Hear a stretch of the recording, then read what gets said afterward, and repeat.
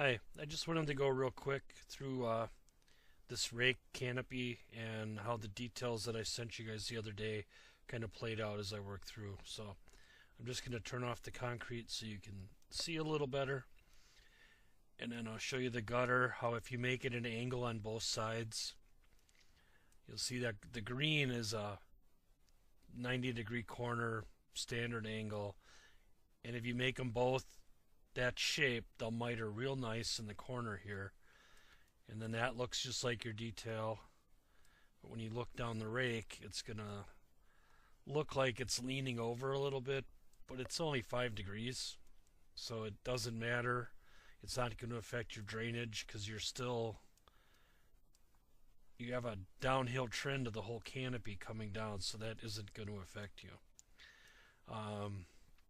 By extending the skylight over the top of the rake beam, I'll have these green panels to shed water into the gutter, and then we don't have to put the expansion in the flashing, which is what was hanging me up the worst. So now I've made it so the skylight can just move freely over the steel like we've done everywhere else, and that simplifies life for making that work. Otherwise I couldn't get good flashing.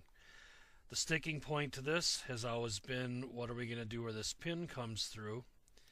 And I think there's a way to make a little pocket here, and then we'll make these little sheet metal pieces, and there's a little gap right here at the base of that plate, and we'll pump that full of caulk, and then that plate will be exposed, but it'll be all sealed up, and then water should shed right into the gutter.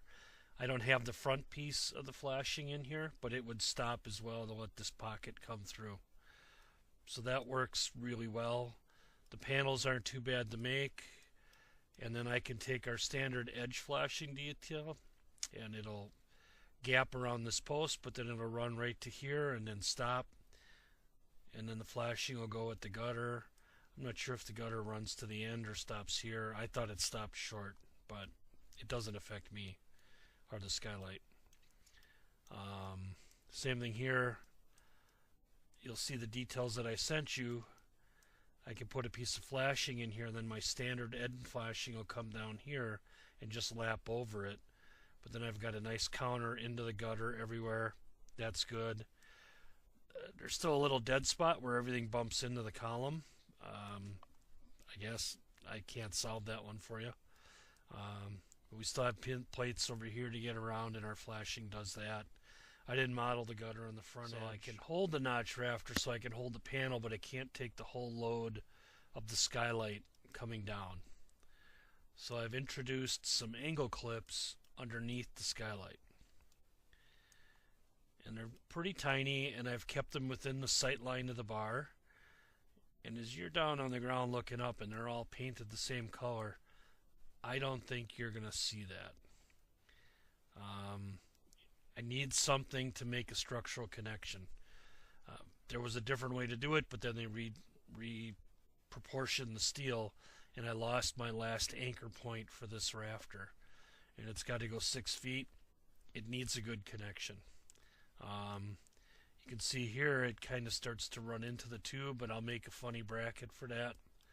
I've got a way to make it. It's all fabricated, but there's only 2 of them. And that answers really all the problems we had. There's all this little framing we're going to add in here. But again, it lets the skylight expand over the top of the steel. And then the gutter is just like you guys sketched it. The steel is what the steel guy's doing. Everybody's got what they want. I've just got a little bit more of what I want with this end piece. So I think everything's good. I'm drawing it. I'm going to submit it. I think it's close enough. We don't need to go through a whole discussion with everybody. I just wanted you guys to be aware. So thanks. I'll be submitting pretty soon here, I think, for these 2. Thanks. Bye.